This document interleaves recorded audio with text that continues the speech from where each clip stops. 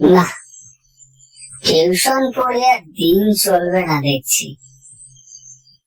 পড়ানোর সময় আরো 1 ঘন্টা বেশি পড়িয়ে দেওয়ার জন্য বলবে, কিন্তু মাস ফুরিয়ে গেলেও টাকা দিতে ওদের যত কষ্ট। কথাটা এক প্রকার রাগের থেকে বলে উঠল সায়ক। আর তাছাড়া রাগ হবে নাই বা কেন? মাস ফুরিয়ে 1 সপ্তাহ হয়ে গেল, তবুও ছাত্রের বাড়ি থেকে টাকা দেওয়ার নাম গন্ধ নেই। টাকা চাইলে আরো 2 দিন দেরি করতে বলে। মানেটা কি? যারা টিউশনি পড়ায় তাদের কি খাওয়া পড়া নেই? কথাগুলো ভাবতে ভাবতে সন্ধ্যার অন্ধকারে পথ দিয়ে টিউশন পড়িয়ে বাড়ির দিকে চলছিল সায়ক। হঠাৎ পেছন থেকে একটা ডাক ভেসে আসতে চমকে পিছনে ফিরল। কিরে সায়ক, বাড়ির দিকে চললি নাকি? এখন কিসে এত ব্যস্ত থাকিস যে সন্ধ্যায় ক্যারাম খেলতে আসতে পারিস না? না, দিন দিন কেমন যেন একটা হয়ে যাচ্ছে। কথাটা শুনে সায়ক পিছন ফিরে দেখল ওদের পাড়ারই ছেলে ভোলা বলল কথাটা, সাথে আবার হারুও রয়েছে। ওরা এদিকেই এগিয়ে আসছে। কেমন হয়ে যাচ্ছে বলতো? তোদের সাথে খেলেই কি জীবনটা কাটিয়ে দেবো? পকেটে একটা টাকা নেই, বাবার শরীর খারাপ, সংসারের ওই অবস্থা, তাই নিজের খেলা বিসর্জন দিয়ে সংসারের হালটা ধরেছি। তাই তোদের কাছে কেমন একটা হয়ে গেছি আমি। সায়কের এরকম উত্তর শুনে ভোলা আর হারু বুঝে গেল সায়কের মাথাটা পুরো দমে চটে আছে। আহা, চড়ছিস কেন? তোর সাথে এখন আর আড্ডা দেওয়া হয় না, সেই জন্য বললাম। তোর মনে আছে আমাদের শেষ আড্ডা মাস 5 আগে হয়েছিল? ঠিক বলেছিস ভোলা, কতদিন আমরা একসাথে আড্ডা দিইনি। এই সায়ক, এখন যদি তোর কোনো কাজ না থাকে তাহলে চল না, এই ঠান্ডার আবহে পরান খুড়োর দোকানে যাই। খুড়োর দোকান ছোট হলে হবে কি, খুড়ো দারুণ চা করে। সেই চা খেলে দেখবি মেজাজটাও ঠিক হয়ে যাবে, সাথে একটু গল্প গুজব হয়ে যাবে। হারুর কথা শুনে সায়ক ভাবল বাড়ি গিয়ে এখন আবার মা বাবার কথা শুনতে হবে। চাকরিটা না পাওয়া অব্দি কথা শোনাতে তারা ছাড়বে না। তার থেকে বরং একটু চা খেয়ে আসলে মন্দ হতো না। অগত্যা সায়ক সম্মতি জানিয়ে ওদের সাথে গিয়ে উঠল পরান খুড়োর চায়ের দোকানে। রাস্তার ধারে একটা প্রকাণ্ড বড় নিম গাছের নিচে খুড়োর ছোট্ট চায়ের দোকান। খুড়ো সেই যৌবন কাল থেকে দোকান চালাচ্ছে। এখন খুড়োর বয়স হয়েছে, কিন্তু তবুও লোকটা বসে না থেকে দোকানে আসে। আর সে কারণে হারু ভোলাদের আড্ডাটা ভালোই জমে। হারু দোকানে ঢুকে বলল, খুড়ো 3টে লাল চা দিও তো। ও হ্যাঁ, চায় আদা দিও কিন্তু। কথাটা বলে হারু ওদের নিয়ে দোকানের ভিতর গিয়ে একটা কাঠের বেঞ্চের উপরে বসল। দোকানের ভিতরটা বেশ অন্ধকার।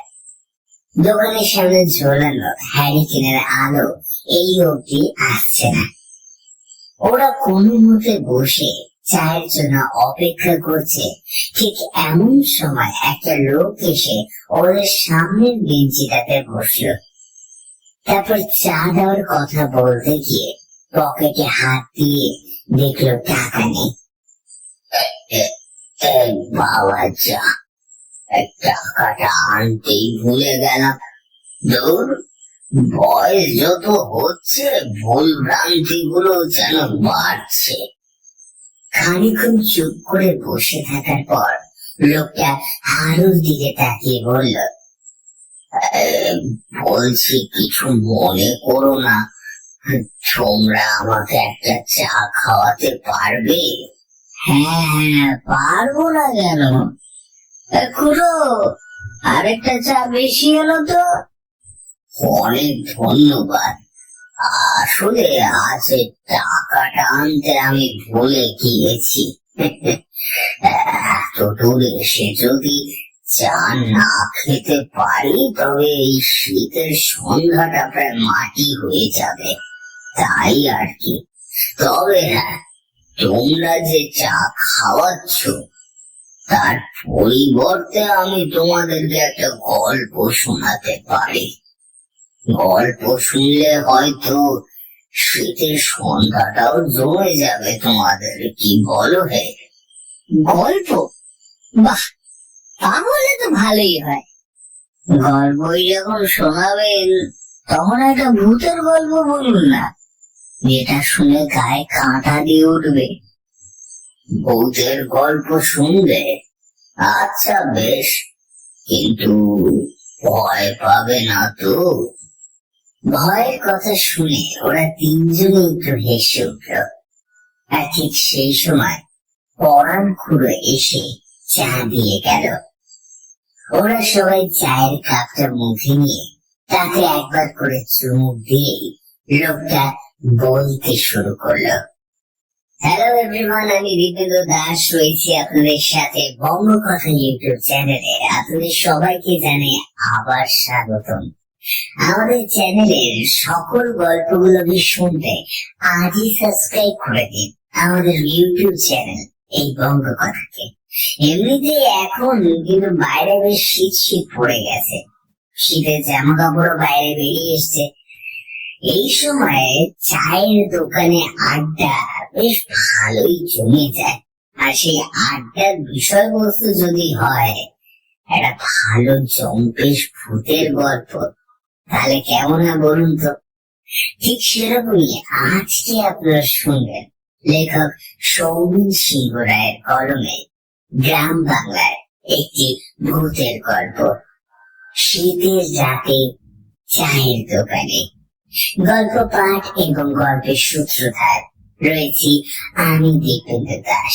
শুরু হচ্ছে আজকের গল্প।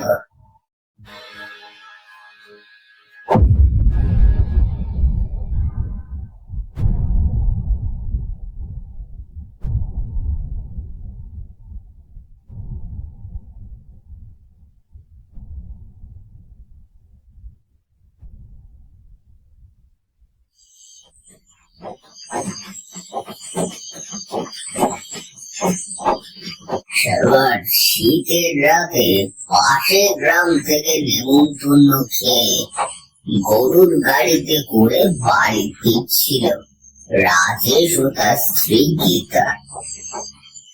ফাঁকা রাস্তা, পথে কোনো লোকজন নেই, কারণ রাত তখন প্রায় 10টা বাজে। গ্রামের লোকেরা আবার 8টা বাজতে না বাজতেই ঘরে ঢুকে যায়। তার উপরে এখন আবার শীত পড়তে শুরু করেছে। তো রাতের অন্ধকারে সেই ফাঁকা নিস্তব্ধ মাটির রাস্তার ওপর দিয়ে গরুর গাড়িটা এগিয়ে চলছে, আর গাড়ির ছইয়ের মধ্যে বসে রয়েছে ওরা। মাঝে মাঝে বাইরে থেকে একটা হিমেল হাওয়া এসে ছুঁয়ে যাচ্ছে ওদের শরীর। পথের দুধারে ঝোপ থেকে ভেসে আসছে জঙ্গলি পোকা মাকড়ের ডাক। মাঝে মাঝে দূর থেকে কয়েকটা শিয়ালের ডাকও ভেসে আসছে। সেই ডাক শুনে গীতা আবার ভয়তে শিউরে উঠছে। ভয়টা কাটানোর জন্যই গীতা রাজেশের সাথে গল্প করতে করতে আসছিল, কিন্তু হঠাৎ গরুর গাড়িটা থেমে যাওয়াতে রাজেশ জিজ্ঞেস করলো, কি হলো ভাইয়া, গাড়ি থামলাছে, চলে এসেছি নাকি আমরা? আমরা যেতে পারবো নিকো, আপনারা এখান থেকে এগিয়ে চলে যান। যেতে পারবে না মানে? কথাটা বলে রাজেশ গাড়ি থেকে নেমে চালকের সামনে গিয়ে বলল, কি হয়েছে, যাবে না কেন? আগে সামনে যে বাঁশ বাগানটি রয়েছে ওখান থেকে আমি যেতে পারবো নি। ওখানে যে তেনাদের বাস। তেনারা মানে? আগে রাতের অন্ধকারে তাদের নাম মনে আনতে নেই গো বাবু। তারপরে আজ আবার অমাবস্যার রাত।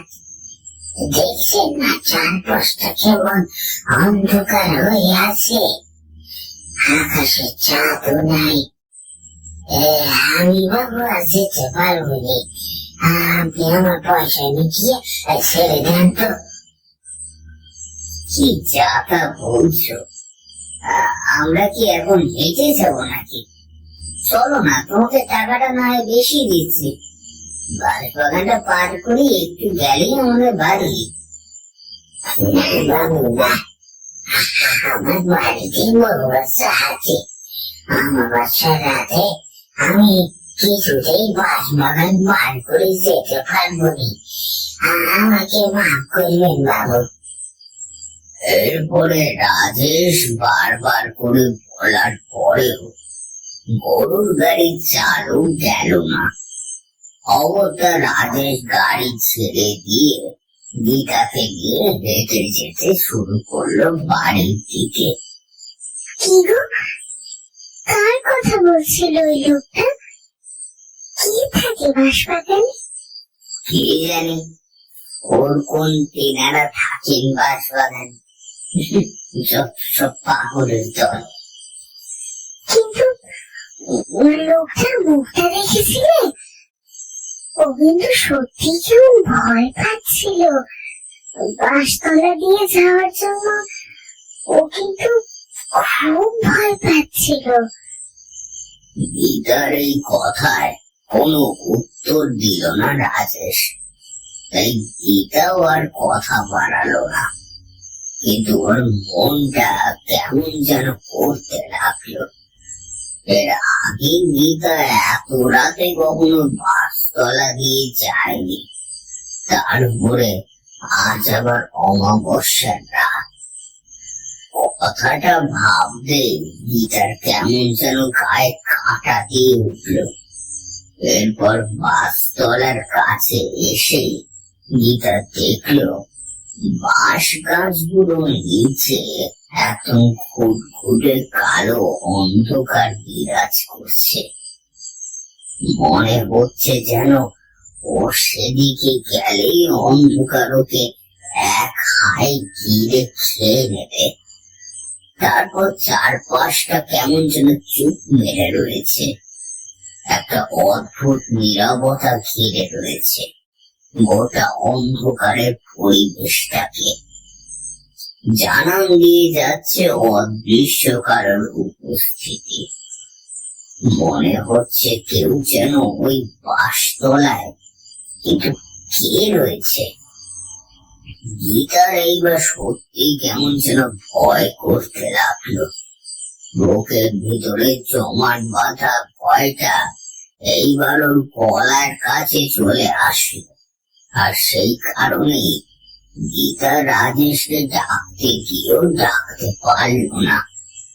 রাজেশ ওকে ছেড়ে আগে আগে চলছে, যে কারণে ভয়টা আরো বেশি করে চাপতে ধরছে ওকে।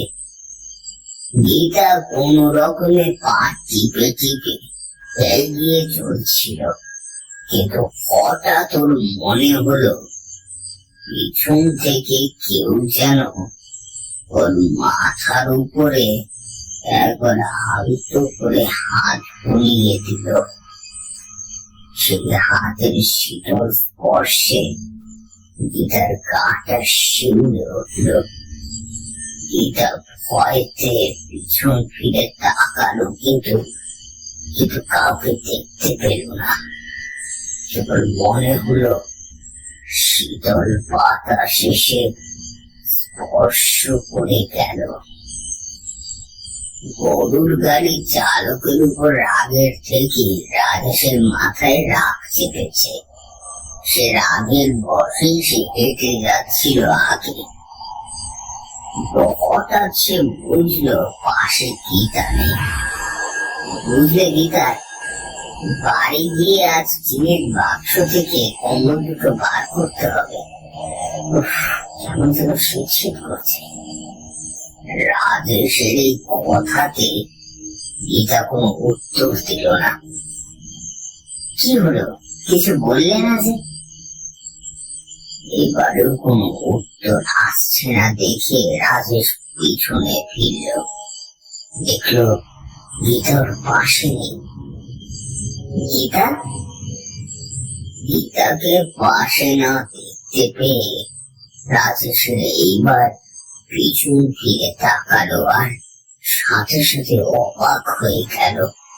রাজেশ দেখলো ওর থেকে খান দূরে বাঁশ গাছের নিচে অন্ধকারের মধ্যে আবু ছাড়া পাথরের মূর্তির মতো চুপ করে দাঁড়িয়ে রয়েছে গীতা। ওর মুখটা স্পষ্ট দেখা যাচ্ছে না, মাথার কালো চুলগুলো এসে ঢেকে দিয়েছে মুখটাকে। গীতাকে চুল খোলা অবস্থায় অন্ধকারের মধ্যে দাঁড়িয়ে থাকতে দেখে রাজেশ বলল, গীতা, তুমি ওখানে অন্ধকারের মধ্যে দাঁড়িয়ে কি করছো? আর তোমার চুলটা খোলা কেন? আসো, এদিকে আসো, বাড়ি চলো। রাজেশের কথাতে গীতা আর কোনো উত্তর দিল না, চুপ করে আগের মতোই দাঁড়িয়ে থাকলো। মনে হলো যেন রাজেশের কথাটা শুনতেই পেল না। গীতাকে কোনো উত্তর দিতে না দেখে চুপ করে দাঁড়িয়ে থাকতে দেখে রাজেশ আরো অবাক হয়ে গেল। রাজেশ এইবার এগিয়ে গেল গীতার কাছে। তারপর গীতার হাতটা ধরে বলল, এখানে অন্ধকারে দাঁড়িয়ে আছো কেন? বাড়ি চলো। কথাটা রাজেশের মুখ থেকে বললেও গীতার হাতটা ধরেও চমকে উঠল। গীতার হাতটা বরফের মতো ঠান্ডা। কি হলো, গীতার হাতটা এরকম ঠান্ডা কেন? ওর কি তোর শরীর খারাপ করছে? তাই হয়তো হবে, মেঝেটা ঠান্ডা পড়েছে। রাজেশ আর দেরি না করে গীতার হাত ধরে বাড়ির দিকে চলে গেল। বাঁশতলাটা পার করার পরেই ওদের বাড়ি দেখতে পেল। রাজেশদের বাড়ির গ্রামের একদম শেষ প্রান্তে একটা ছোট্ট একতলা বাড়ি, যার দুটো শোবার ঘর আর একটা ঠাকুর ঘর আছে এবং একটা রান্নাঘরও আছে। বাড়ির সামনে একটা ছোট্ট উঠোন আছে, যার এক পাশে একটা খাঁচা আছে। খাঁচার মধ্যে দুটো পোষা হাঁস রয়েছে। গীতা ও রাজেশ বাড়ির সামনে গিয়ে দাঁড়ালো। মা, ও মা, দরজা খোলো। রাজেশের ডাকে ভিতর থেকে দরজা খোলার শব্দ ভেসে আসলো। হ্যাঁ মা, এসেছি। বাবা কোথায়, শুয়ে পড়েছে? তোমাদের খাওয়া হয়েছে? হ্যাঁ, তোর বাবা খেয়ে শুয়ে পড়েছে। আমি তোদের অপেক্ষায় জেগেছিলাম। তোরা তো খাবি নাকি? তোদের জন্য মাছের ঝোল রান্না করেছি। না মা, আমরা তো খেয়েই এসেছি, তাই এখন আর খাবো না। কিন্তু রাজেশকে অবাক করে দিয়ে গীতা কর্কশ ভারী গলায় বলল, গীতার এরকম ভয়ঙ্কর কণ্ঠ শুনে রাজেশ ও মালিনী দেবী দুজনই অবাক হয়ে গেলেন, কারণ গীতার গলার আওয়াজ তো এরকম নয়। তাহলে হঠাৎ করে ওর কণ্ঠস্বর এরকম ভয়ানক হয়ে গেল কি করে? হ্যাঁ বৌমা, মাছ। তোমার বাবা আজ কটা রুই মাছ এনেছিল, সেটারই ঝোল রেঁধেছি। কিন্তু বৌমা, তোমার চুলটা খোলা কেন? আর তোমার গলার আওয়াজটা এরকম শোনালো যে? কি রে বাবু, তুই ওই বাসতলা থেকে বৌমাকে চুল খুলে নিয়ে আসলি নাকি? না মা, ওর চুল তো বাঁধাই ছিল, একটু আগেই খুলে গিয়েছে হয়তো। রাজেশের এই কথা শুনে মালিনী দেবীর মুখে একটা ভয়ের ছাপ এসে পড়ল। সে কি, খোলা চুলে তোরা আবার বাঁশবাগান থেকে আসিসনি তো? দেখিস বাবু, আজ কিন্তু আবার অমাবস্যার রাত। মালিনী দেবী গীতার খোলা চুল নিয়ে কথা বলছে, সেদিকে গীতার কোনো খেয়াল নেই। তখন ওর দুই চোখের সামনে ভেসে উঠেছে বহুদিনের না খেতে পাওয়া মাছের ছবি। এক ভয়ানক খিদেতে তার পেট চলে যাচ্ছে। তাই গীতা ওদের কোনো কথাতে কান না দিয়ে বলল, রুই মাছ, রুই মাছ, কতদিন যে মাছ খাইনি, খুব খিদে লেগেছে, খেতে দে না। গীতার মুখে এই কথা শুনে মালিনী দেবী ও রাজেশ দুজনেই প্রায় অবাক হয়ে গেল।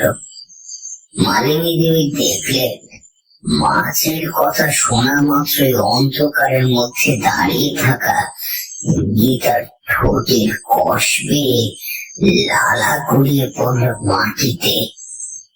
সেই সাথে গীতা তার হাত দুটো নাড়িয়ে কেমন যেন ছটফট করতে লাগলো। ওর মুখ থেকে বেরিয়ে আসছিল কেবল একটাই কথা, মাছ খাবো, মাছ খাবো, খাবো, কতদিন যে মাছ খাই না।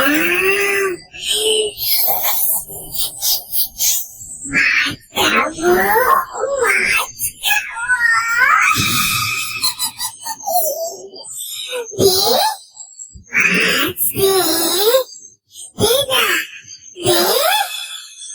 গীতার এই আচরণে মালিনী দেবী ও রাজেশ দুজনেই বেশ অবাক হলেন।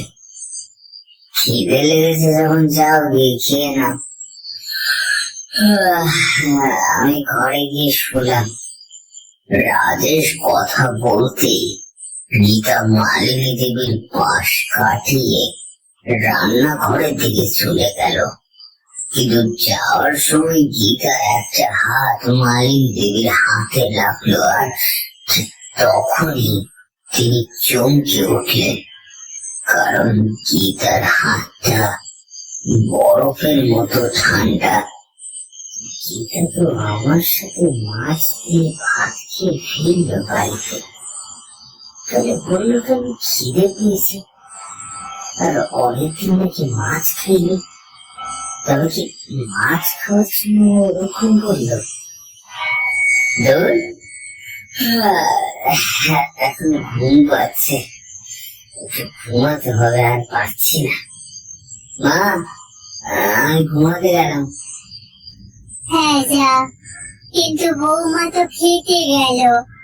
তাছাড়া ওর হাতটা এত ঠান্ডা কেন রে বাবু? কি জানে, জ্বর আসছে হয়তো। আর তোমার বৌমারও বাড়ি এটা, খেয়েও ঠিক চলে আসবে। তুমিও যাও, গিয়ে শুয়ে পড়ো। কথাটা বলে রাজেশ বারান্দায় রাখা গামলা থেকে জল নিয়ে হাত মুখ ধুয়ে নিজের ঘরের দিকে চলে গেল। আর মালিনী দেবী তার ঘরে গিয়ে চুপ করে বসেছিলেন। খানিকক্ষণ বসে থাকার পর হঠাৎ রান্নাঘরের মধ্য থেকে বাসন করার শব্দ ভেসে আসতে তিনি চমকে উঠলেন। কি হলো? বাসন পড়ার শব্দ আসছে কেন? বৌমার কি এখনো খাওয়া হয়নি নাকি? মালিনী দেবী ঘর থেকে বেরিয়ে হ্যারিকেনটা হাতে নিয়ে রান্নাঘরের সামনে গিয়ে দাঁড়াতেই যা দেখলেন তাতে তিনি শিউরে উঠলেন। ভয়তে তার বুকের ভেতরটা কেঁপে উঠল। এর আগে এরকম ভয়ানক দৃশ্য তিনি কখনো দেখেননি। তিনি দেখলেন রান্নাঘরের মেঝেতে পড়ে রয়েছে মাছের লাল ঝোল, আর পাশে উপর হয়ে পড়ে রয়েছে পাত্রটা। গোটা রান্নাঘরের মেঝে জুড়ে এদিক ওদিক ছড়িয়ে রয়েছে মাছের কাঁটা ও বাসনপত্র। মনে হচ্ছে বাসনগুলোর মধ্যে কেউ যেন কিছু খোঁজার চেষ্টা করছে অনেকক্ষণ ধরে। তারপর সেখানে কিছু না পেয়ে বাসনগুলো ছুঁড়ে ফেলেছে মেঝেতে। তার মাছের ঝোলের পাত্র দেখে মাছগুলো তুলে নিখুঁত ভাবে খেয়ে কাঁটাগুলো ঘরের এদিক ওদিকে ছড়িয়ে ফেলেছে। কিন্তু এর পরের দৃশ্য, সেটা বর্ণনা করতে গিয়ে বুকটা কেঁপে ওঠে। কারণ রান্নাঘরের ভিতরে পড়ে থাকা মাছের ঝোলটা গীতা মনের সুখে জিভ দিয়ে চাটছে, আর মাঝে মাঝে মাছের অবশিষ্ট কাঁটাগুলোর উপরেও একবার করে জিভটা বসিয়ে নিচ্ছে। রাতের অন্ধকারে নিজের বৌমার এরকম ভয়ানক কাণ্ড দেখে মালিনী দেবী কাঁপা কাঁপা গলায় বললেন, বৌমা। ডাকটা শুনে খাওয়াটা থামিয়ে দিল গীতা। তারপর ধীরে ধীরে মুখটা উপরে তুলে মালিনী দেবীর দিকে তাকালেন। বৌমা, কি করছো তুমি? ওটা ওখান থেকে, ওটা বলছি। মালিনী দেবীর কথা শুনে গীতা মেঝে থেকে উঠে দাঁড়ালো। তারপর নিজের হাতে লেগে থাকা ঝোলটা চেটে খেতে খেতে আগের মতোই কর্কশ গলায় বলে উঠল, মাছ কোথায়? আমি আরো মাছ খাবো। আমার খুব খিদে পেয়েছে। মাছ দে, মাছ দে। মাছ খাবো, মাছ দে, মাছ দে। গীতার মুখে কথা শুনে মালিনী দেবী ভয় পেয়ে গেলেন। গীতা বলে কি, এতগুলো মাছ একা খাওয়ার পরে ওর খিদে মেটেনি। আর মাছ নেই বৌমা, এতগুলো তো খেলে। এখন যাও গিয়ে শুয়ে পড়ো। মালিনী দেবীর কথা শুনে গীতা নিজের হাতটা চাটতে চাটতে দরজা থেকে এগিয়ে আসলো। তারপর মালিনী দেবীর দিকে তাকিয়ে ঘরের দিকে চলে গেল। এরপর হাত মুখ না ধুয়ে ওই অবস্থাতে খাটের উপর গিয়ে শুয়ে পড়ল। এদিকে মালিনী দেবী বৌমার এই ব্যবহার দেখে ভয়তে ভয়তে ঘরে গিয়ে সে শুয়ে পড়লেন। পরদিন সকালে রাজেশের ঘুম ভাঙলো মায়ের ডাকে। ঘুম ভাঙা অবস্থাতে রাজেশ বুঝল মায়ের গলার আওয়াজটা কেমন যেন শোনালো। মনে হলো কিছু একটা দেখে খুব ভয় পেয়েছে মা। বাবু, এই বাবু, তাড়াতাড়ি বাইরে আয়। দেখ কি সর্বনাশটা এটা হয়েছে। কেন, কি হয়েছে আবার? সকাল সকাল মায়ের এরকম কথা শুনে রাজে ব্যস্ত হয়ে বিছানার উপরে উঠে বসল। তারপর পাশে তাকিয়ে দেখলো গীতা দুখানা কম্বল মুড়ি দিয়ে শুয়ে রয়েছে। গীতাকে ঘুমিয়ে থাকতে দেখে রাজেশ আর তখন ডাকলো না। নিজের খাট থেকে নেমে ঘরের বাইরের দিকে উঠোনের দিকে তাকালো, আর সাথে সাথে ভয়তে শিউরে উঠল। রাজেশ দেখলো উঠোনের ঠিক মাঝখানে পড়ে রয়েছে একটা একটা হাত খাওয়া হাঁসের ছিন্ন ভিন্ন শরীর, যাকে ঘিরে অজস্র মাছ উড়ে বেড়াচ্ছে। হাঁসটা যেখানে পড়ে রয়েছে সেখানে খানিকটা জায়গা জুড়ে লাল রক্ত পড়ে রয়েছে। অবশ্য সেটা জমে শক্ত হয়ে কালো বর্ণ ধারণ করেছে। রাজেশের পোষা দুটো হাঁস ছিল, যার মধ্যে একটাকে উঠোনের উপরে এভাবে পড়ে থাকতে দেখে রাজেশ তাড়াতাড়ি করে সেদিকে এগিয়ে গেল। কাছে গিয়ে বুঝলো কেউ হাঁসটাকে মেরে তার শরীর থেকে কাঁচা মাংস তুলে খুবলে খেয়েছে। বাবু, হাঁসটার এই অবস্থা কে করলো রে? দেখে তো মনে হচ্ছে শিয়ালের কাজ। আচ্ছা মা, তুমি কালকে খাঁচার দরজাটা ভালো করে লাগিয়েছিলে তো? তাছাড়া আরেকটা হাঁস কই? হ্যাঁ, আমি খাঁচার দরজা ঠিক করে লাগিয়েছিলাম, কিন্তু সকালে উঠে দেখি এই অবস্থা। তারপর খাঁচার কাছে গিয়ে দেখি খাঁচার দরজাটা আট করে খোলা আর ভিতরটা ফাঁকা। এই কথা শুনে রাজেশের বেশ রাগ হলো মায়ের উপরে। রাজেশ বুঝেছে ওর মা রাতে খাঁচার দরজাটা ঠিক করে দেয়নি, তাই শিয়াল এসে এইসব কাণ্ড করেছে। ওর ওই দুটো পোষা হাঁস মায়ের ফুলের জন্য শেষ হয়ে গেল। এরপর রাজেশ আর কথা না বাড়িয়ে দোকানে যাওয়ার জন্য গুছিয়ে নিয়ে যে খেতে বসলো, তখন মালিনী দেবী বললেন, বাবু, বৌমা কোথায়? ঘরে ঘরে ঘুমাচ্ছে। ওর শরীরটা বোধহয় একটু খারাপ। আমি দোকানে যাওয়ার পথে বৈদ্যকে বলে যাচ্ছি, উনি আসলে একটু দেখিয়ে নিও। সে তো বুঝলাম, কিন্তু বাবু, আমার মনে হয় বৌমাকে একবার ওঝার কাছে নিয়ে গিয়ে জারিয়ে আনলে ভালো হতো। কারণ এরপর মালিনী দেবী গতকাল রাতে সব ঘটনা রাজেশকে খুলে বললেন। সব শুনে রাজেশ বললেন, "উফ, সত্যি মা, তুমি পারো বটে। রাতের অন্ধকারে কি না কি দেখেছো, তার জন্য গীতাকে ওঝার কাছে নিয়ে যেতে হবে বলছো?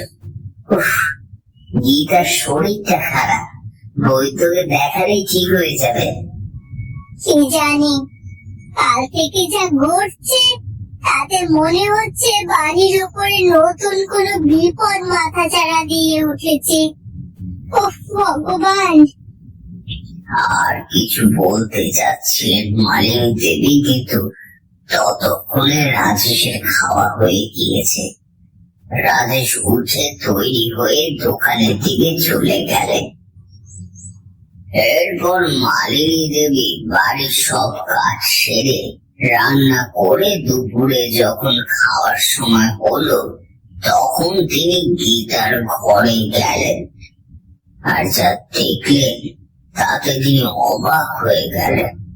দেখলেন সেই দিনের বেলাতেও গীতা ঘর পুরো অন্ধকার করে দুখানা কম্বলের নিচে শুয়ে রয়েছে। বৌমা, দুপুর হয়ে গিয়েছে তো, খাবে না নাকি? আর জানলাটা এখনো খোলনি কেন?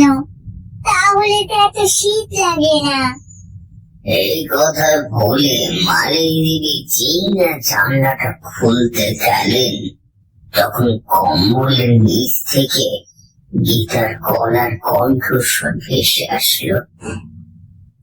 গীতা রেগে মুখ থেকে ওই কণ্ঠস্বর শুনে মালিনী দেবীর সন্দেহ যেন আরো দানা বাঁধল। আচ্ছা আচ্ছা, ঠিক আছে, জানলা না হয় না খুললাম, কিন্তু খাওয়ার তো সময় হয়ে গিয়েছে। চলো, খাবে চলো। খিদে নেই আমার, এখন যা তুমি। দূর হ, দূর হ, মুখের সামনে থেকে, দূরে যা। নিজের বৌমার কাছ থেকে এই কথা শুনে মালিনী দেবী ভয় পেয়ে গেলেন। তারপর আর এক মুহূর্ত অপেক্ষা না করে গীতার ঘর ছেড়ে বেরিয়ে গেলেন। ভাবলেন রাতে রাজেশ আসলে তখন এই ঘটনার কথা বলবেন। তারপর যদি রাজেশ তার কথা শুনে। মালিনী দেবী গীতার ঘর থেকে বেরিয়ে তার স্বামী প্রবীর বাবুর সাথে দুপুরে খাওয়া সারলেন। তখন মালিনী দেবী তার স্বামীকেও সবটা খুলে বললেন, কিন্তু তার স্বামীও তার কথায় তেমন আমল দিলেন না। এরপর যথারীতি দুপুর পেরিয়ে বিকেল, আর বিকেল পেরিয়ে শীতের সন্ধ্যা নামলো। সন্ধ্যা হতেই মালিনী দেবী ঠাকুর ঘরে সন্ধ্যা দিতে গেলেন। এরপর সন্ধ্যা দিয়ে তিনি যেই ঠাকুর ঘর ছেড়ে বেরোবেন, ঠিক তখনই প্রবীর বাবু তার ঘর থেকে ডাকলেন, ওগো শুনছো? আমার চশমাটা কোথায় রাখলাম বলতে পারো?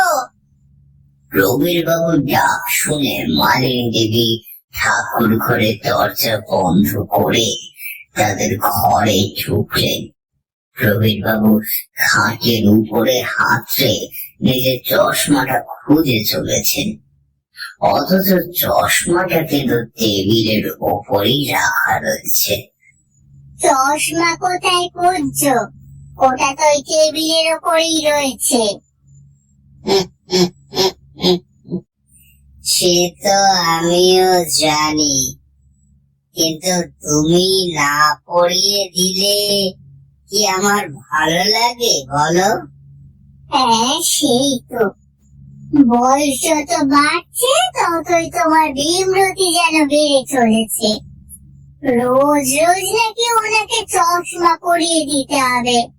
কেন বাপু, আমার আর কাজ নেই যেন? হ্যাঁ ঠিক আছে, ঠিক আছে, তুমি যে কত কাজ করো তা আমার জানা আছে। নাও এবার চশমাটা পরিয়ে দাও দেখি। মালিনী দেবী টেবিলের উপর রাখা চশমাটা নিয়ে প্রবীর বাবুর চোখে পরিয়ে দিয়ে একটু হেসে উঠলেন। বুড়োর সাথে এটা তার রোজকার কারবার। চশমা তো পরিয়ে দিলে, এবার একটু চা করে আনো তো দেখি। দেখেছো, সন্ধেটা পড়তে না পড়তেই শীতটা বেশ কেমন জাঁকিয়ে বসেছে। সে যাচ্ছে, কিন্তু বৌমার কি হবে? সে কিন্তু সকাল থেকে একইভাবে অন্ধকার ঘরে পড়ে রয়েছে। দেখো, আমার কিন্তু লক্ষণ ভালো ঠেকছে না। বাবুকে বললাম একবার ওঝার কাছ থেকে। কথাটা শেষ করতে পারলেন না মালিনী দেবী, কারণ তার কথার মাঝে বাইরে থেকে ভেসে আসলো একটা চেনা কণ্ঠস্বর। প্রবীর আছে নাকি? নাও, চলে এসেছেন। যাও 2 কাপ চা করে আনো। আমি ততক্ষণ ওনাকে বৌমার কাছে নিয়ে যাই। কথাটা বলে প্রবীর বাবু হ্যারিকেনটা নিয়ে বাইরে এসে দেখলেন উঠোনে বৈদ্য রামানাথ দাঁড়িয়ে আছে। রামানাথ অবশ্য প্রবীর বাবুর বন্ধু, তাই দুজনেই একে অপরের নাম ধরে ডাকে। ও রমানাথ, এসেছো? তা উঠোনে দাঁড়িয়ে আছো কেন? ওপরে উঠে এসো। রমানাথ হাসতে হাসতে বারান্দায় উঠে আস্তে আস্তে বললেন, সকালে তো আমার ছেলে গিয়েছিল আমার কাছে, সারাদিন কাজের চাপে আর আসা হয়নি, তাই আসতে একটু সন্ধ্যে হয়ে গেল। তা তোমার বৌমা কোথায়? বৌমা বৌমা তো তার ঘরে। কি যে হয়েছে, সকাল থেকে বাইরেও বেরোয়নি, ঘরটা অন্ধকার করে বসে আছে, খাবারটিও অব্দি মুখে তোলেনি। চলো ওর ঘরে চলো। এরপর রমানাথকে নিয়ে প্রবীর বাবু গীতার ঘরে ঢুকলেন। ঘরে প্রবেশ করা মাত্রই একটা দম বন্ধ করা ভারী বাতাস এসে স্পর্শ করলো ওদের দুজনকে। সেই বাতাসে মিশে থাকা বাজে গন্ধটা এসে ধাক্কা মারলো ওদের নাকে। কিসের গন্ধ এটা? এই ঘরে বেশিক্ষণ থাকলে মানুষের তো এমনি শরীর খারাপ করবে, তার উপরে তোমরা আবার ওকে এই ঘরে ফেলে রেখেছ। কথাটা বলেই রমানাথ এগিয়ে গেল খাটের ওপাশে, যেখানে বালিশটা রয়েছে। হ্যারিকেনের আলোতে রমানাথ দেখলো বন্ধ ঘরে এই শ্বাসরোধ করা পরিবেশে গীতা দুখানা কম্বল মুড়ি দিয়ে শুয়ে রয়েছে। বৌমা, একটু উঠে বসো তো দেখি, তুমি এভাবে শুয়ে আছো কি করে? গীতা কোনো উত্তর না দিয়ে ওভাবেই শুয়ে থাকলো। বৌমা, ওঠো ওঠো, বুদ্ধিমশাই এসেছেন, আর কোনো চিন্তা নেই। আবার উত্তর না আসতেই প্রবীর বাবু ডাকলেন, বৌমা, বুদ্ধিমশাই এসেছেন। এবার কম্বলের নিচ থেকে গম্ভীর গলায় উত্তর আসলো, যাকে নিয়ে এসেছিস তাকে নিয়ে এক্ষুনি এই ঘর থেকে বেরিয়ে যা, বেরিয়ে যা বলছি, বেরো বেরো এখান থেকে। প্রবীর বাবু আর রমানাথ দুজনই এই কর্কশ কণ্ঠস্বর শুনে অন্ধকার ঘরে ভয়তে কেঁপে উঠলেন। প্রবীর বাবু রমানাথের কিছু একটা বলতে যাচ্ছিলেন, তখন রমানাথ বললেন, বুঝেছি, শরীর খারাপ থেকে মানুষ এরকম অনেক কিছুই বলে। একটু উঠে বসো তো দেখি কি হয়েছে তোমার। কথাটা বলেই রমানাথ তার একটা হাত দিয়ে গীতার মুখের ওপর থেকে কম্বলটা সরালেন, আর সাথে সাথে যে দৃশ্য দেখলেন তাতে ভয়তে ঘরের ভিতরে থাকা দুজনে কেঁপে উঠে। বৌমা, কম্বলটা সরাতে ওনারা দেখলেন বালিশের উপরে শুয়ে থাকা মুখের ওপরে মাথার চুলগুলো এগিয়ে রয়েছে, ঠোঁটের কাছ থেকে রক্তের দাগ গড়িয়ে পড়ছে বুক অব্দি, আর ওই চোখ দুটো যেন কেউ মনে দুটোকে বার করে নিয়েছে। মনেহীন সাদা ধপধপে চোখ দুটো ঘন অন্ধকারের মধ্যে যেন জল করে উঠল। তোমার মুখে রক্ত কেন? তুমি ঠিক আছে তো? প্রশ্নটা শুনে গীতার ঠোঁট দুটো চওড়া হয়ে গেল, একটা ভয়ানক মুখে ফেলে গেল একটা নারকীয় হাসি।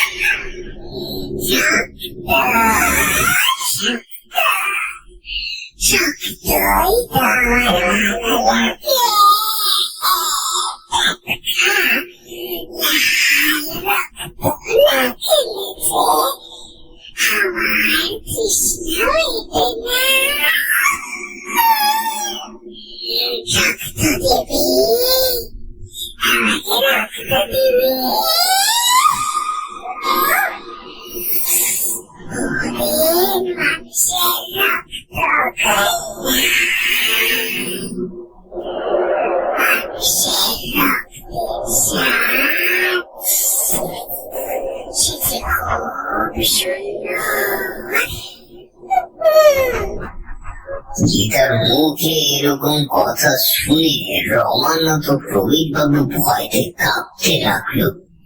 ওদের কপাল বেগ নামতে লাগলো, নোনতা জলের স্রোত। প্রবীর বাবু গীতার মুখে লেগে থাকা রক্তের উৎস দেখার জন্য কোন রকমের কৌতূহলের বশে পাশের থেকে কম্বলটা সরালেন। আর তখনই বাজে গন্ধের তীব্রতা আরো বেড়ে গেল। এরপর তিনি যা দেখলেন, ভয়তে তার দুপা পিছিয়ে গেলেন। দেখলেন কম্বলের নিচে বিছানাটা রক্তে ভিজে লাল হয়ে গিয়েছে। বিছানার উপরে পড়ে রয়েছে কয়েকটা হাড়গোড় ও আধ খাওয়া মাংসের টুকরো, সেই সাথে হাঁসের গায়ে লোম ও কিছু অবশিষ্ট নারী ভুঁড়ি। এই ভয়ানক নৃশংস দৃশ্য দেখে রমানাথের মুখ থেকে একটা চাপা আর্তনাদ বেরিয়ে আসলো। অন্যদিকে বিকট গন্ধের তীব্রতা ও নারকীয় দৃশ্য দেখে প্রবীরবাবু গা পাকিয়ে আসলো। সকালে উঠোনের উপরে পড়ে থাকা হাঁসের ওই অবস্থার জন্য যে কে দায়ী, যে হাঁসটা চুরি করে গিয়েছিল এবং সেটা যে কে চুরি করেছে তা বুঝতে আর অসুবিধা হলো না প্রবীর বাবুর। ঘরের মধ্যে থাকা বিকট গন্ধটাই বা এতক্ষণ কোথা থেকে আসছিল সেটাও আর বুঝতে অসুবিধা হলো না তার। রমানাথ ও প্রবীর বাবুর মুখ দুটো ভয়তে শুকিয়ে যেতে দেখে গীতা হাসতে হাসতে বলল,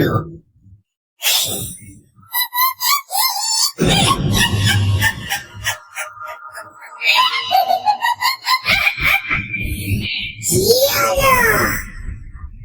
মুখটা শুকিয়ে গেল যে? ভয় পেলে নাকি? খাবি? খাবি খাবি ওর সাথে কাঁচা কাঁচা মাংস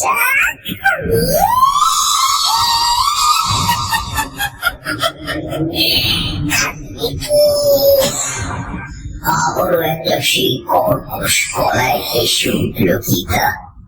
গীতার হাসিটা যেন ঘরের দেওয়ালগুলোতে বাড়ি খেয়ে ওদের কানে এসে লাগলো। বুঝতে পারবি, তোমার বৌমার তো অসুখ হয়নি। ওর যা হয়েছে তা সারানোর ক্ষমতা আমার নেই, এর জন্য ওঝার প্রয়োজন। তার মানে মালিনী কাল রাতে ভুল দেখেনি, ওর সন্দেহ ঠিকই ছিল। বৌমাকে তার মানে ভূতে ধরেছে, কিন্তু উপায়। প্রবীর বাবুর মনের কথাটা এক প্রকার বুঝতে পেরে গীতা হাসতে হাসতে বলল,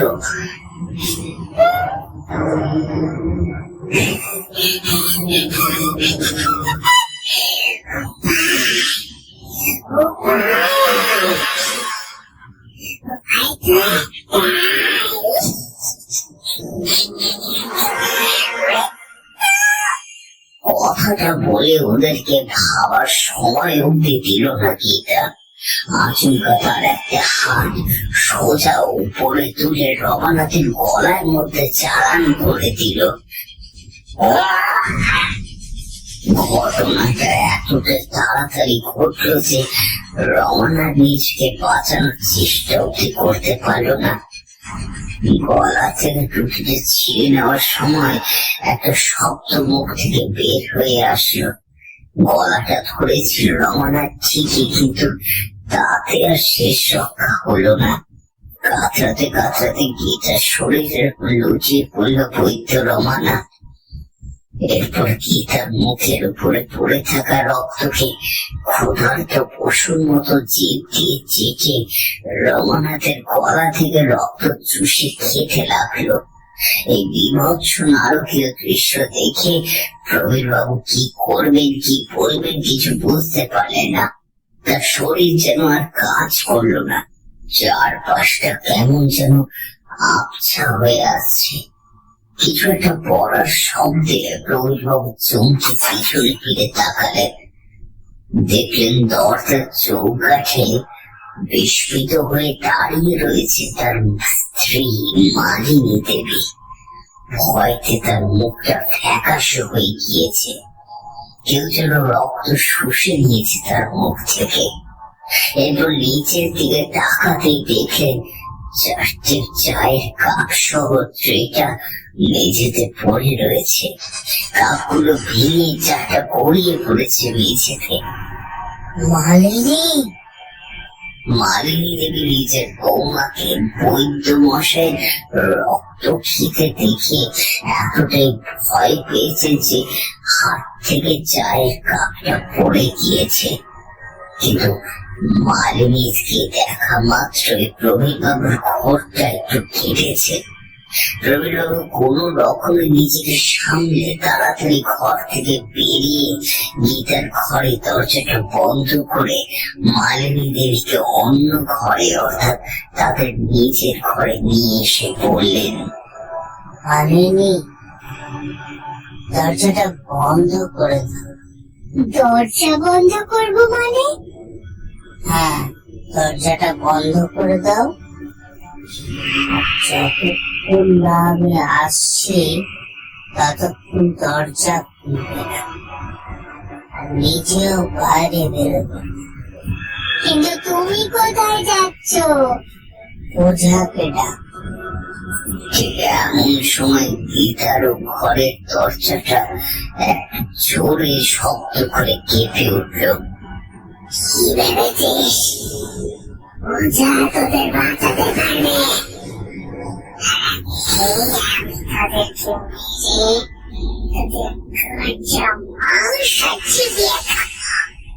গীতার কথাগুলো শুনে প্রবীর বাবু উঠোনে নেমে জোর পায়ে হাঁটতে লাগলো।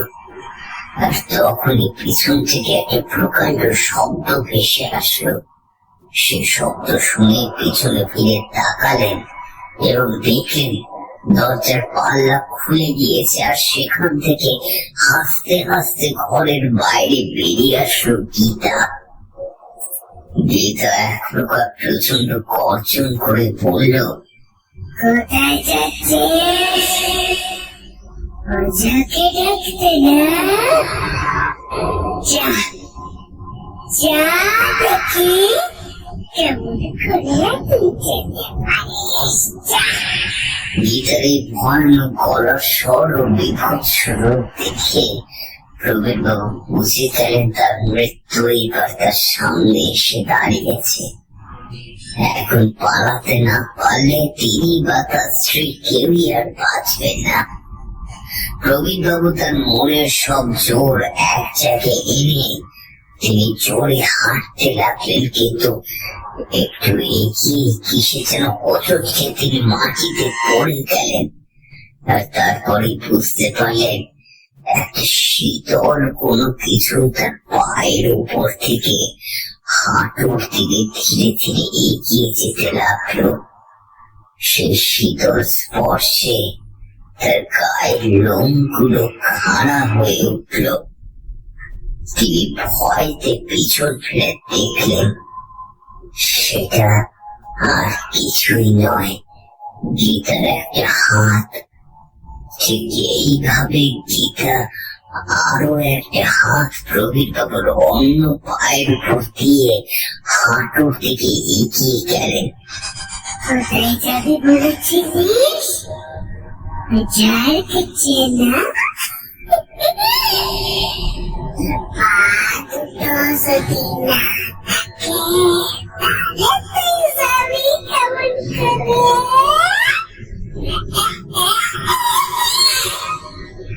কথাটা বলেই গীতা হেসে উঠল। বৌমা, বৌমা আমাদেরকে ছেড়ে দাও মা।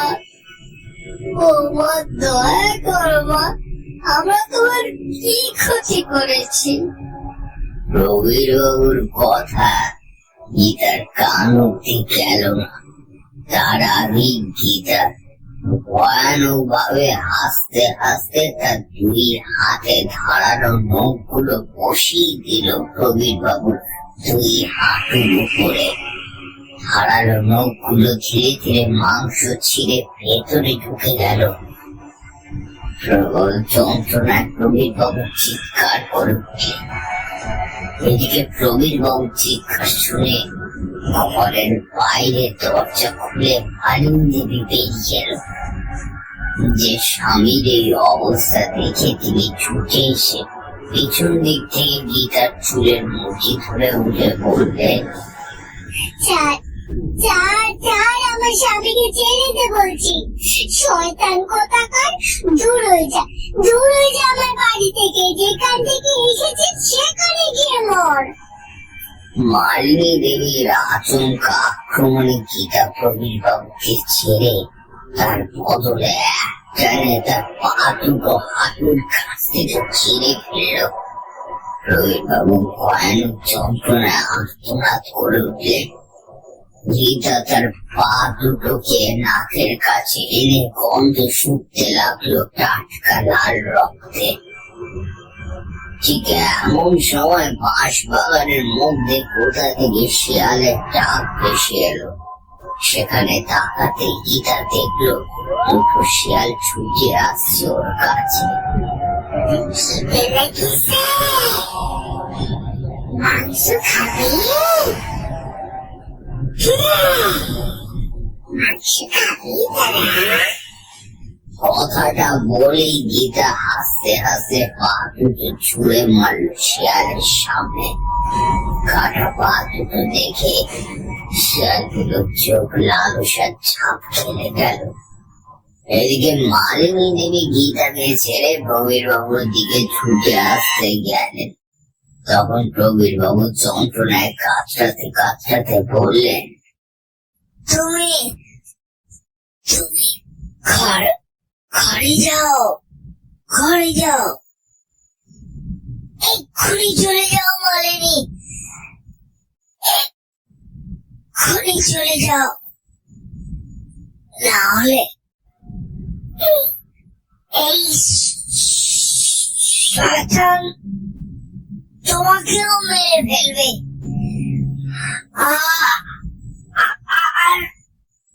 আরো কি একটা বলতে চাচ্ছিলেন প্রবীর বাবু, তার আগেই শিয়াল ঝাঁপিয়ে পড়ে প্রবীর বাবুর মুখ চোখ গলার উপর কামড় বসিয়ে দিল। নিজের স্বামীর এই ভয়ানক দৃশ্য দেখে মালিনীর চোখ থেকে জল গড়িয়ে পড়ল। কিন্তু পর মুহূর্তে গীতার এক শয়তানি হাসি হাসতে হাসতে তার দিকে ফিরল। গীতাকে এইবার তার দিকে এগিয়ে আসতে দেখে তিনি পিছন ফিরে ঘুরের দিকে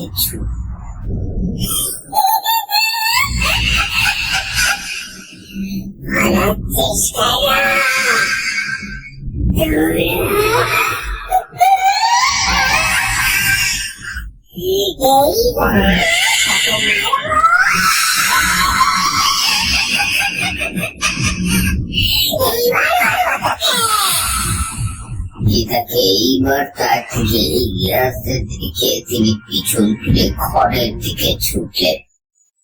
গীতার কথা শুনে মালিনী দেবী বুঝলেন এবার তাকেও গীতার হাতে প্রাণ হারাতে হবে।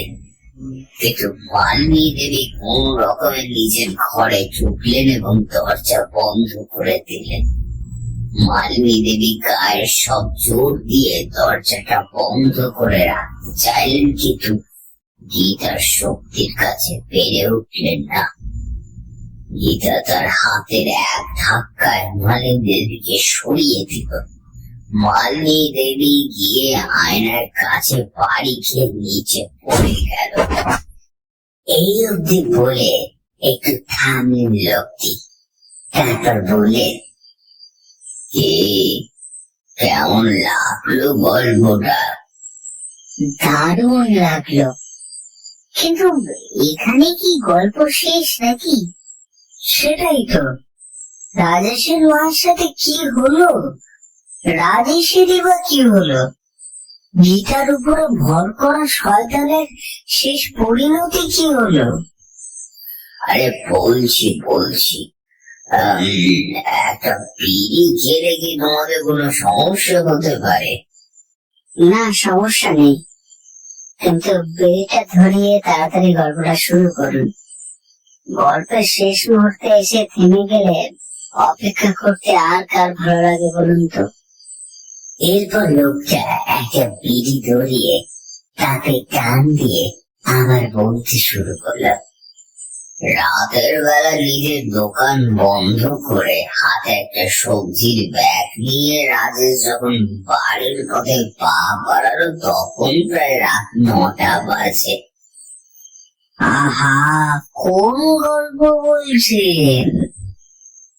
আহা, শোনোই না।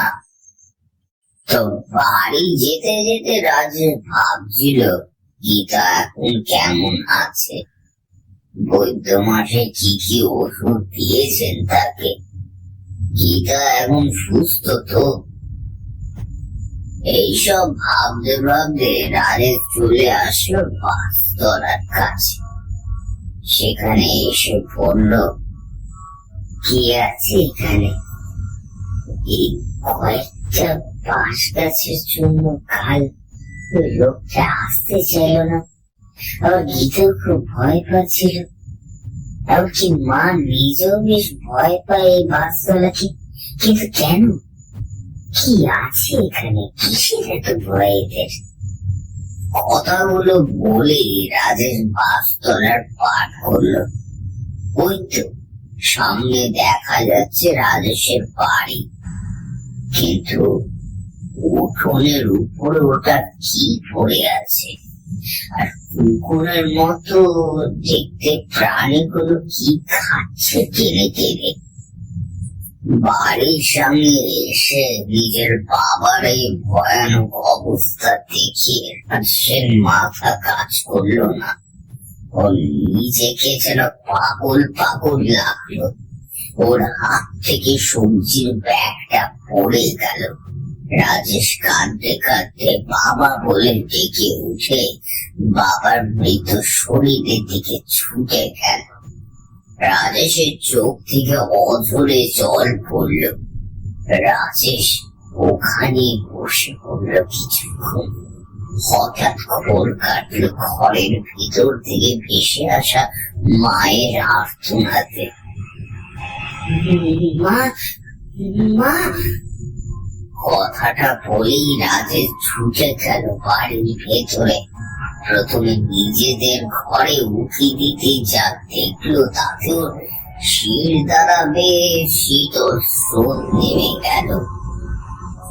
রাজেশ দেখলো ঘরের আলমারির কাছে ওর মা একটা ভাঙা কাঠের টুকরো হাতে দাঁড়িয়ে আছে। মায়ের কপালের কাছে কাঁচ কেটে রয়েছে, ক্ষতস্থান থেকে টাটকা লাল রক্ত পড়ছে। তার থেকে হাতখানি তুলে গীতা হাসতে হাসতে মায়ের দিকে তাকিয়ে এগিয়ে যাচ্ছে। গীতা! রাজেশের কথা শুনে মালিক দিদি ও গীতা দুজনেই রাজেশের দিকে ফিরে তাকালো। গীতার রক্ত মাখা লাল মুখখানি বিভৎস দেখে রাজেশ ভয়তে কেঁপে উঠল। রাজেশ বুঝতে পারল এ ওর গীতা নয়। তার মানে সকালে বলা মায়ের কথাটাই ঠিক। তোর গীতা নেই বাবু। তোকে সকালেই বলেছিলাম ওর মধ্যে কোনো শয়তান ভর করেছে। ওজার কাছ থেকে একবার জানিয়ে নিয়ে আয়। কিন্তু তুই তো ভাবলি ওর শরীর খারাপ। এখন দেখ বৌদ্ধ মশাইকেও তোর বাবাকে নিজে হাতে শেষ করেছে।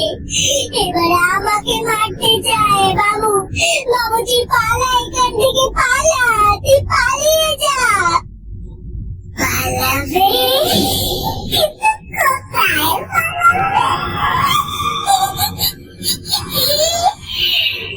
কোথায় কথাটা বলে ভয়ানক ভাবে হেসে উঠল গীতা। আমি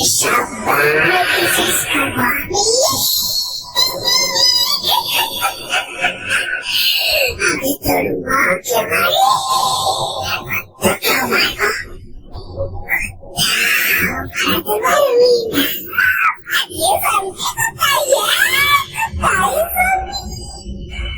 কথা বলেই গীতা হাসতে হাসতে একটা হাত দিয়ে চিপে ধরলো মালিনী দেবীর গলা। তারপর ধীরে ধীরে একটা আঙুল ঘুষিয়ে দিল মালিনী দেবীর চোখে। মালিনী দেবী ভয়ানক আর্তনাদ করে উঠলেন। রাজেশ ছুটে গিয়ে গীতার হাত চেপে ধরল, কিন্তু গীতার গায়ে চলে আসতে পারল না। গীতা ওর আরেকটা হাত দিয়ে এক প্রচন্ড ধাক্কাতে রাজকে ছুঁড়ে ফেলে দিল। রাজকে পুনর্জীবিতের উপরে ভেবেছিস তুই আমাকে একালে? দেখ, আমাকে মার করতে কি অবস্থা করি দেখ। এরপরে আচমকা বাইরে থেকে শিয়ালের ডাকগুলো ভেসে আসলো। রাজেশ চমকে দরজা থেকে তাকাতে দেখলো দরজা দিয়ে তিনটি শিয়াল ছুটে একেবারে ঝাঁপিয়ে পড়লো তার উপরে এবং সেখানে কামড় দিতে লাগলো। রাজেশ ওর একটা পা কোনো রকমের টেবিলের উপর তুলে দিল, আরেকটা পায়ে কামড় দিয়ে মাংস ছিঁড়ে শিয়ালগুলো। রাজের যন্ত্রণায় আর্তনাদ করে উঠল। ওদিকে মালিনী দেবী তখন চোখ হারানোর যন্ত্রণায় কাটাচ্ছে, কিন্তু গীতা তার স্বামীকে মেরেছে সেই রাগ এখনো তার মাথা থেকে যায়নি। সে সম্বল হিসাবে তিনি তার হাতে ধরা গাছের টুকরোটা গীতার মুখের উপর বসিয়ে দিলেন। সাথে সাথে গীতার বুকের ভেতর থেকে রক্ত বেরিয়ে আসলো, কিন্তু অদ্ভুত ব্যাপার, গীতার যন্ত্রণা আর্তনাদ করার পরিবর্তে ভয়ানক ভাবে হেসে উঠল।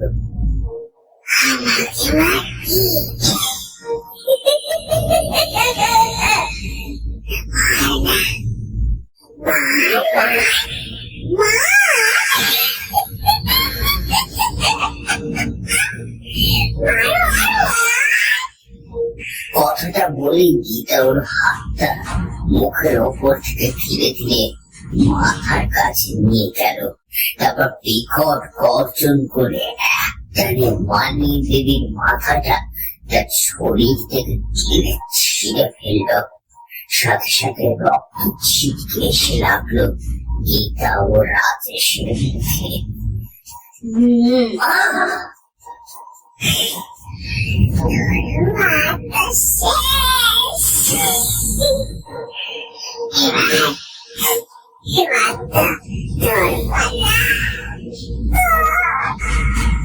কথাটা বলে গীতা ওর হাতে ধরা কাটা মাথাটা ছুঁড়ে মারলো রাজেশের পায়ের কাছে। কিন্তু গীতা এইবার রাজেশের দিকে এগিয়ে আসতে লাগলো, কিন্তু রাজেশ আচমকা টেবিলের উপর থেকে নেমে ক্ষত বিক্ষত পা নিয়ে গীতার দিকে এগিয়ে গেল।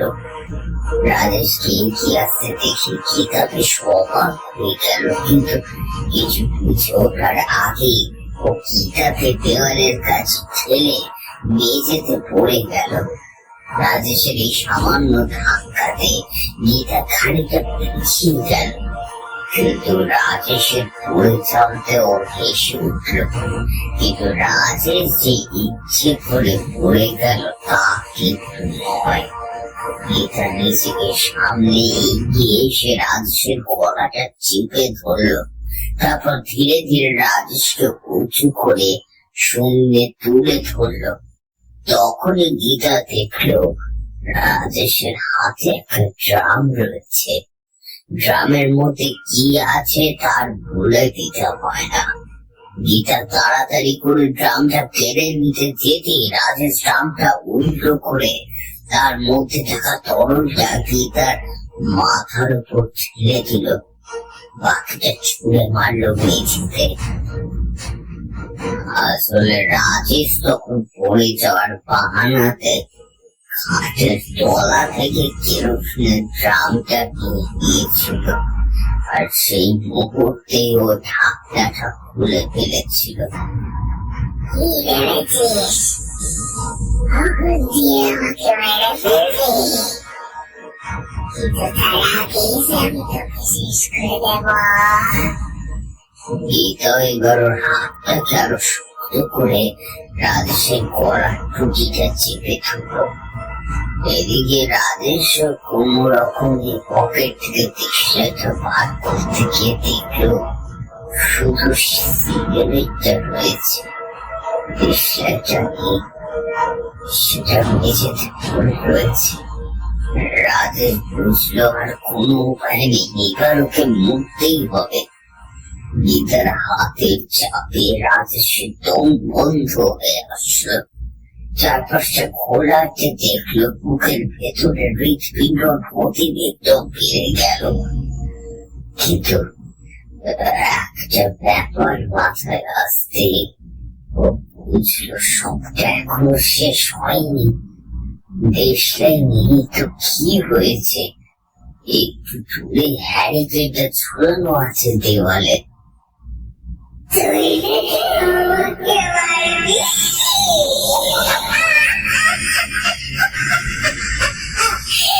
তুই মারবি আমাকে?